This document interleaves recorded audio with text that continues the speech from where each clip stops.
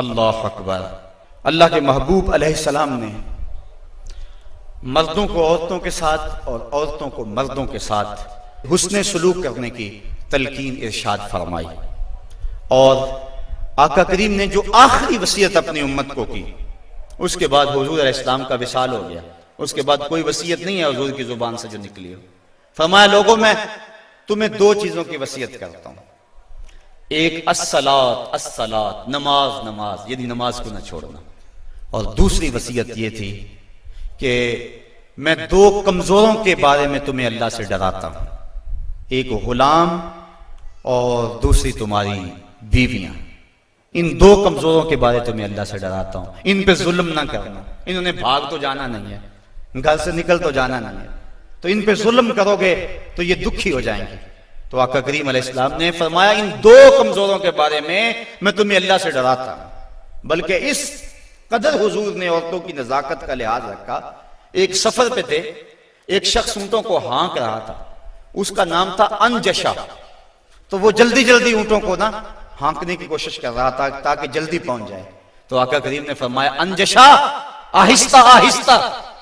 فرمایا یہ جو اونٹوں کے اوپر عورتیں بیٹھی ان کی طرف اشارہ کر کے کہا یہ نازک آبگینے ہیں، کہیں ٹوٹ نہ جائیں۔ عورتوں کو نازک آبگینے قرار دیا۔ آج ہمارے معاشرے کے اندر گھروں میں جو جنگ و جدل کا ماحول ہوتا ہے اور عورتوں کے ساتھ جو سلوک کیا جاتا ہے، بتاؤ یہ نازک آبگینے سلامت رہ سکتے ہیں؟ حضور نے تو فرمایا انجشا اپنے اونٹوں کی رفتار کو کم کرو،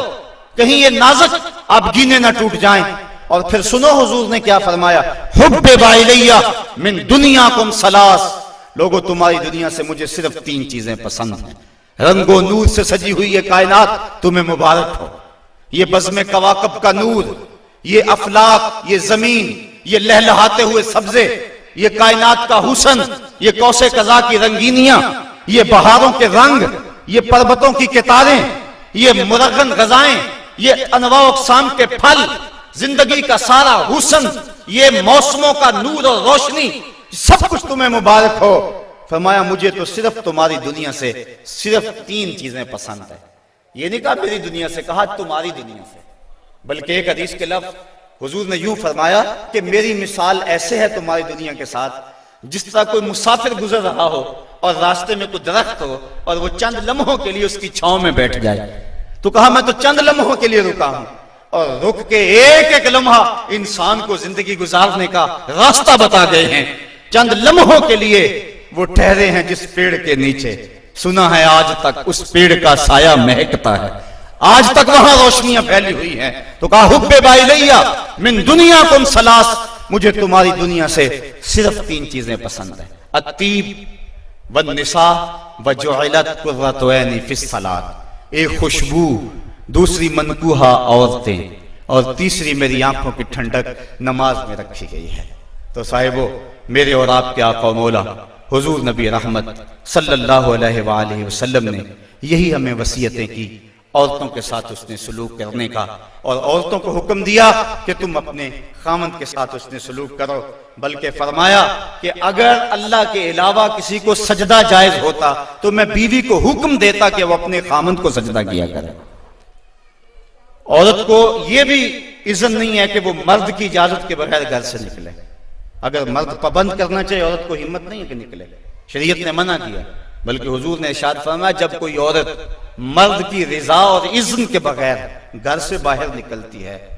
تو آسمانوں کے سارے فرشتے اس عورت پہ لعنتیں نازل کرتے ہیں، اور پھر جب وہ گزرتی ہے جن راہوں سے، انسانوں اور جنوں کے علاوہ باقی ہر درخت، ہر پتھر، ہر شے جو راستے میں آتی ہے اس عورت پہ لعنت بھیجتا ہے۔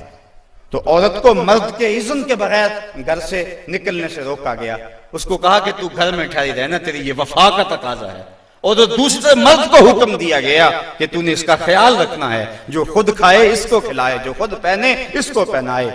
اگر کوئی نوبت تکرار اور لڑائی کی آ جائے اس کے چہرے پہ نہیں مارنا۔ بعض علماء نے کہا کہ اگر مارنا ناگزیر ہو جائے، جس طرح کہ سورہ نساء میں اللہ تعالیٰ نے فرمایا کہ اگر ان سے کوئی ایسا کام سرزد ہو جائے تو پھر ان کو مار لو، تو اس کی شرط لگائی کہ مار علم والی نہ ہو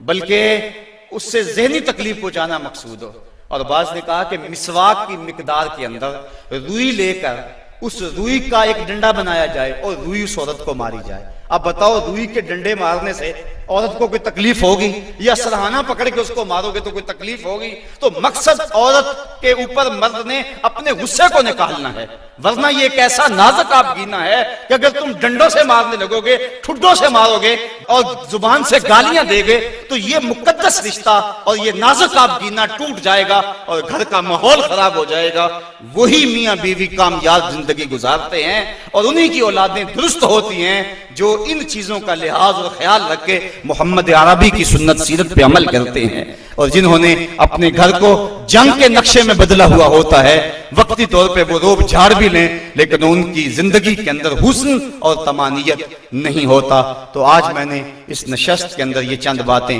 آپ کے سامنے رکھیں. اللہ تعالیٰ جل شانہ کی بارگاہ میں دعا ہے کہ مجھے اور آپ کو رسول کریم کے بتائے ہوئے راستوں پر چلنے کی توفیق عطا فرمائے، اور حضور نے جس طرح اپنی ازواج کے ساتھ حسن سلوک کیا ہے